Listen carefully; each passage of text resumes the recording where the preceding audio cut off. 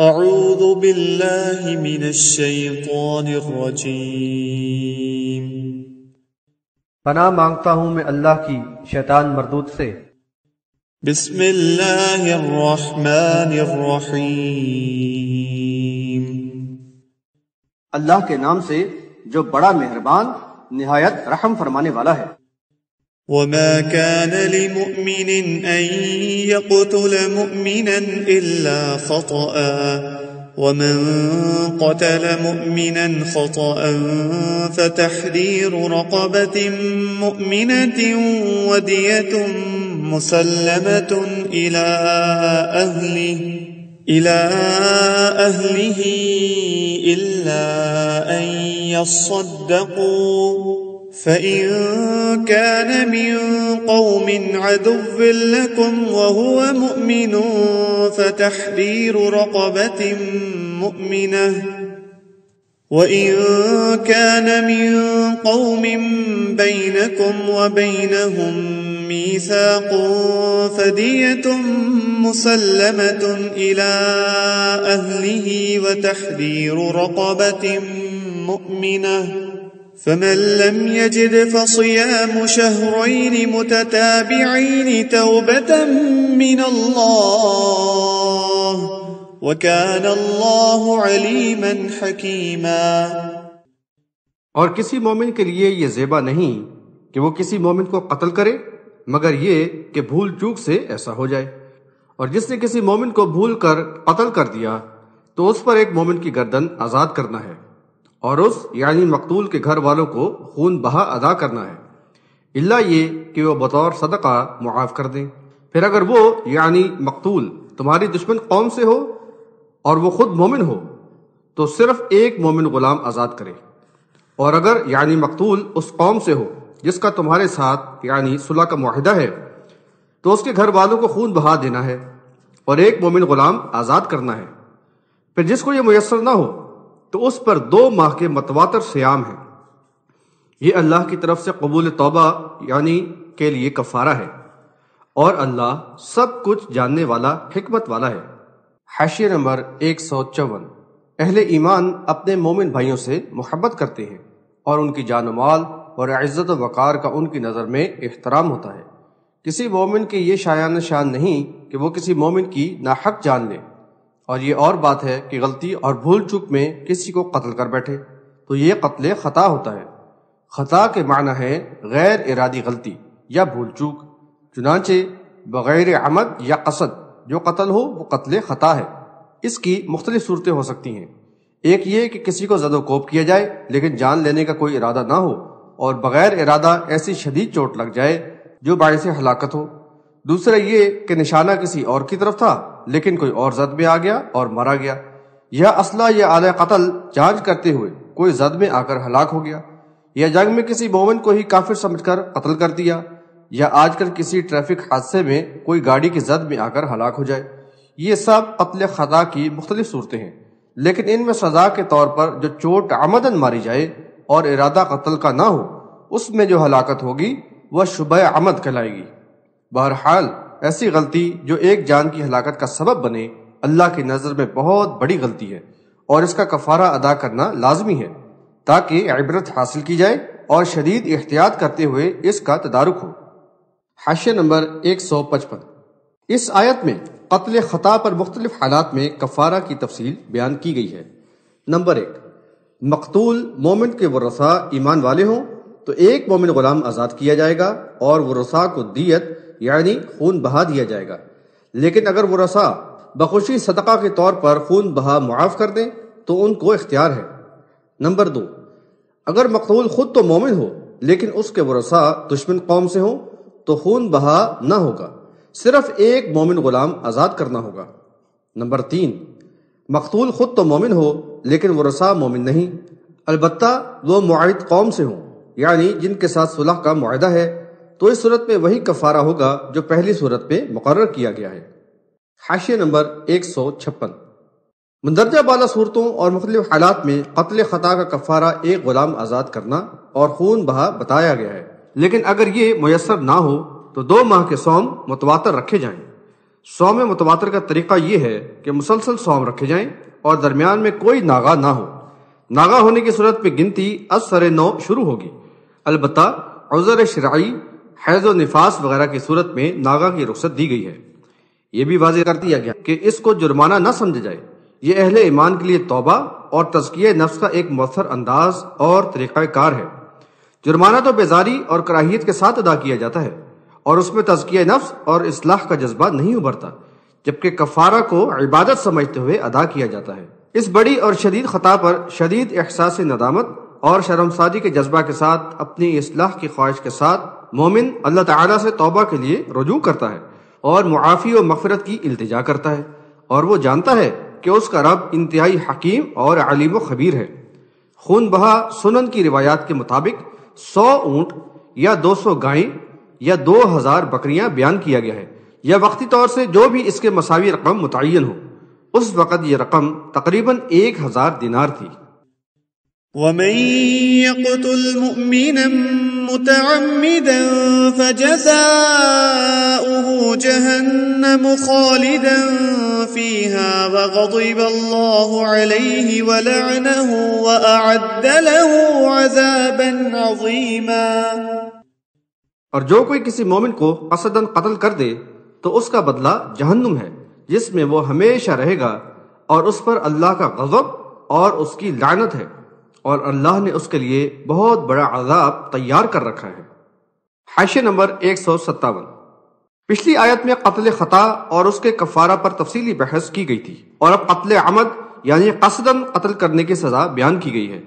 اوپر یہ بات کہی گئی تھی کہ مومن تو اپنے مومن بھائیوں سے محبت اور ان کے جان و مال اور عزت و وقار کا احترام کرنے والے ہوتے ہیں۔ یہ تو ہرگز ان کے شایان شان نہیں کہ وہ کسی مومن بھائی کو عمداً ناحق قتل کریں۔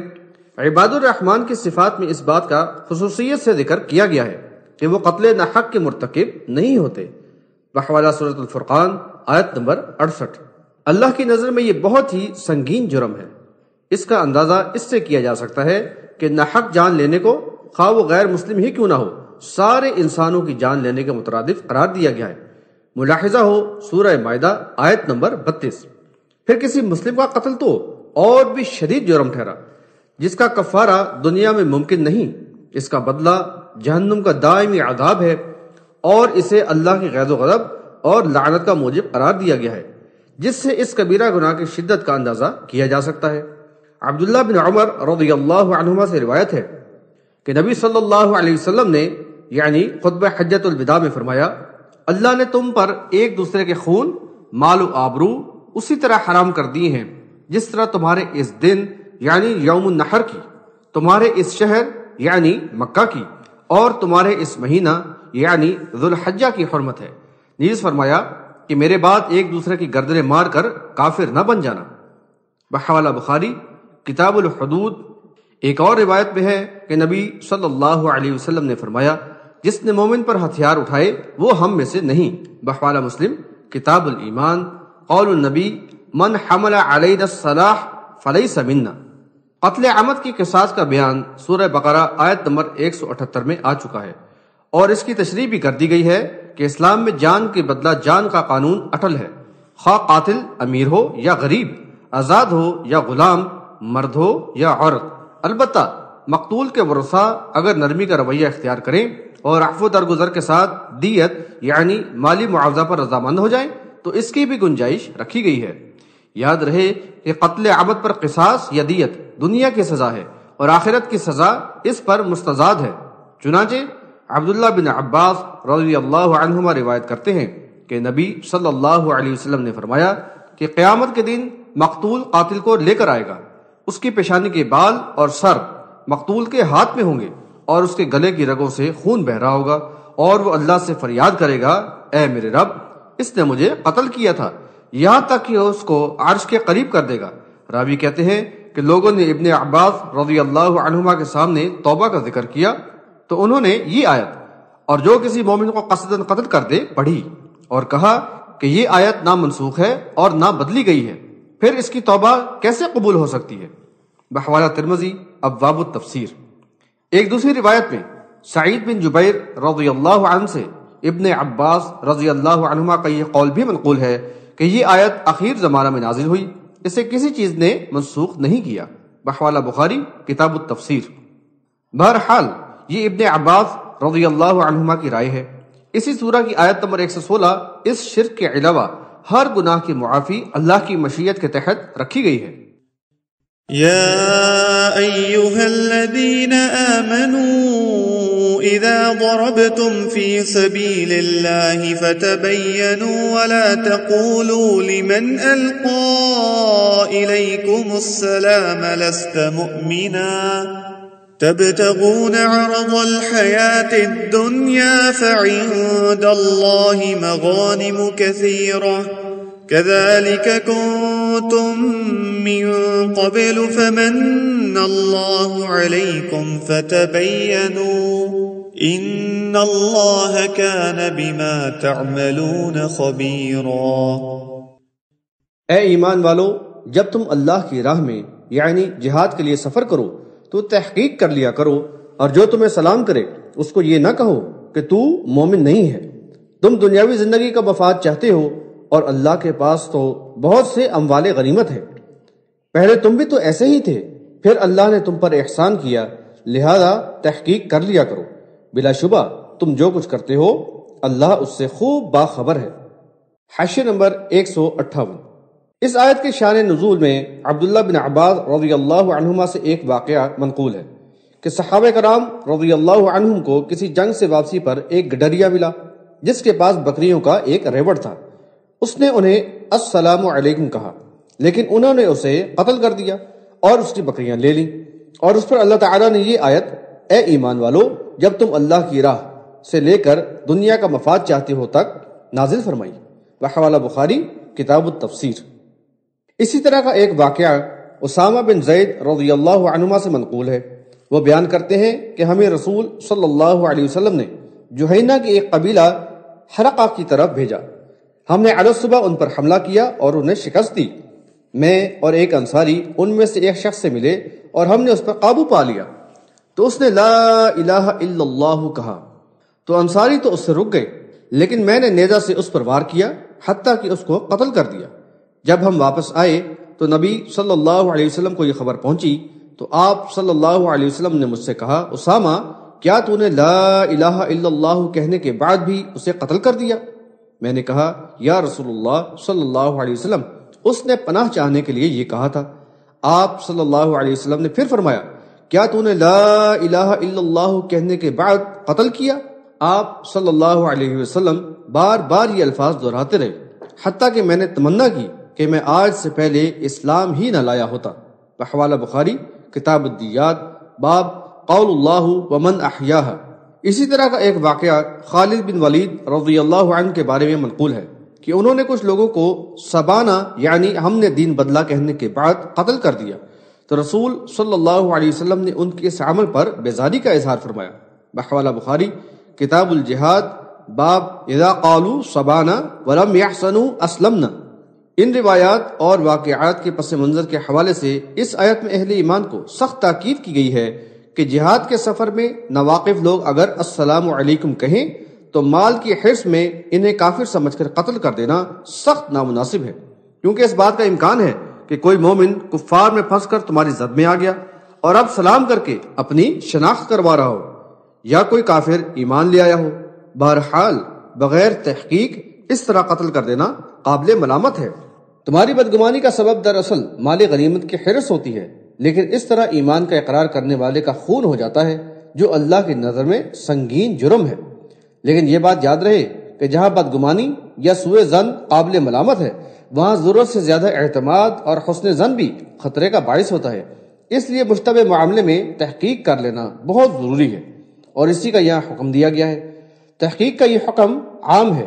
سفر کا ذکر اس وجہ سے کیا گیا کہ ایسا واقعہ سفر جہاد کے دوران پیش آیا تھا، اور جہاد میں مال غنیمت بھی حاصل ہوتا ہے۔ اس پر زور دیا گیا کہ مال کی لالچ میں قتل ناحق سے بچنا چاہیے۔ مال غنیمت کے حصول کے تو اللہ اور مواقع دے گا۔ بطور یاد دہانی فرمایا کہ تم بھی تو ایسی ہی صورتحال سے گزر چکے ہو جبکہ مصلحت کی خاطر ایمان کو خفیہ رکھا گیا تھا اور سلام کے ذریعے ہی آپس میں اس کا اظہار کیا جاتا تھا۔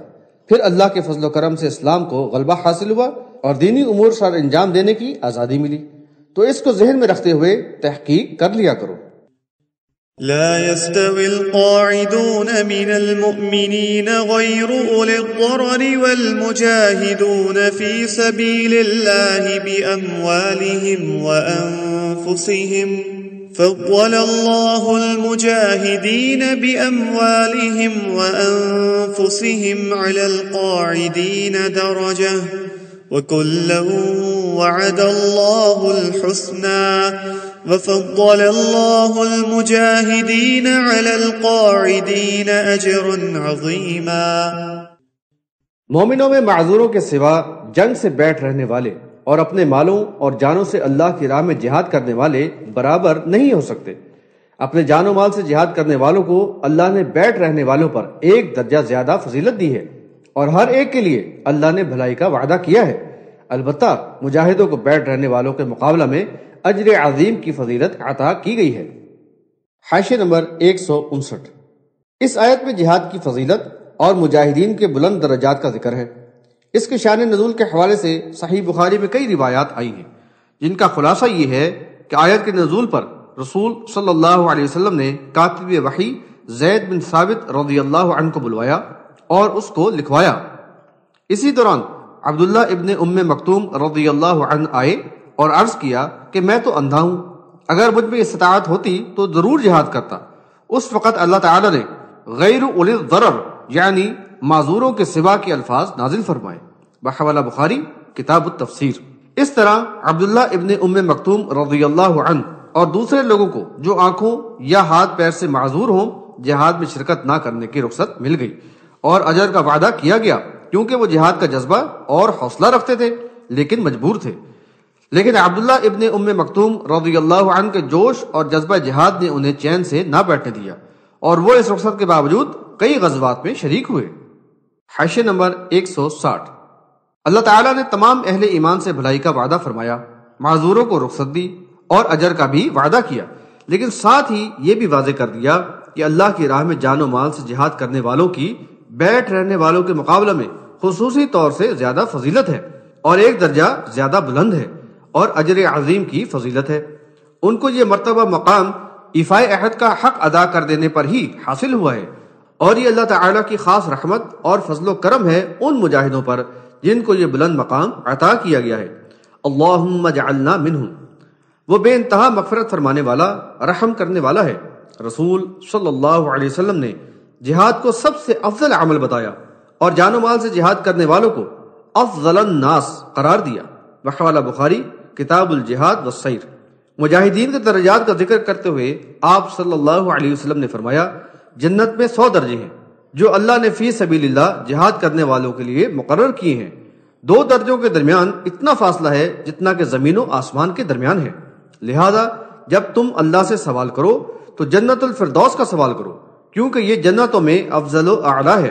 مجھے دکھایا گیا ہے کہ اس کے اوپر رحمان کا عرش ہے اور اسی سے جنت کی نہریں جاری ہوتی ہیں، بحوالہ بخاری کتاب الجہاد والسیر، مختلف ابواب، باب درجات المجاہدین فی سبیل اللہ۔ یہاں یہ بات قابل ذکر ہے کہ اعلاء کلمت اللہ کے لیے جہاد اہل ایمان ہی سے مطلوب ہے، چنانچہ فرمایا کہ جو لوگ ایمان لائے اور اللہ کی راہ میں جہاد کیا، یہی لوگ اللہ کی رحمت کے امیدوار ہیں، بحوالہ سورۃ البقرہ آیت نمبر 218۔ غور فرمائیے، ایمان کے بعد ہجرت کا ذکر خصوصیت سے کیا گیا ہے اور پھر جہاد کا، یعنی جو لوگ ایمان لا کر ہجرت کے مرحلے سے گزریں یا جو ان کی نصرت کریں، بحوالہ سورۃ الانفال آیت نمبر 74۔ انہی کے لیے یہ سعادت ہے۔ جہاد میں شہادت پانے والوں کے لیے بے حساب و کتاب جنت میں داخلے کی خوشخبری ہے۔ اب یہ مختلف فرقہ وارانہ جہادی تنظیمیں جن کے یہاں ایمان کی تو کوئی اہمیت ہی نہیں ہے، البتہ انہوں نے اپنے سیاسی و مالی مفادات کی خاطر لوگوں کو اس راہ پر لگایا ہوا ہے، یہ ان کا اپنے وجود کو برقرار رکھنے کا ایک ہتھ کنڈا تو ضرور ہو سکتا ہے، جہاد فی سبیل اللہ ہرگز نہیں ہو سکتا، کیونکہ شرک آلودہ ایمان کے ساتھ مرنے والے پر تو جنت حرام کر دی گئی ہے، بحوالہ سورۃ المائدہ آیت نمبر 72۔ نیز خودکشی کی تو اسلام میں کوئی گنجائش نہیں، اس کے لیے تو جہنم کی وعید ہے۔ خود کچھ حملہ میں کتنی ہی جانیں ناحق چلی جاتی ہیں، جبکہ ناحق ایک جان لینا ساری انسانیت کی جان لینے کے مترادف ہے۔ اس سے اس نام نہاد جہاد کی حیثیت واضح ہو جاتی ہے۔ درجات منه ومغفرة ورحمة وكان الله غفورا رحيما۔ اس کی طرف سے بلند درجات، مغفرت اور رحمت یعنی کی فضیلت دی گئی ہے، اور اللہ تعالی مغفرت فرمانے والا، رحم کرنے والا ہے۔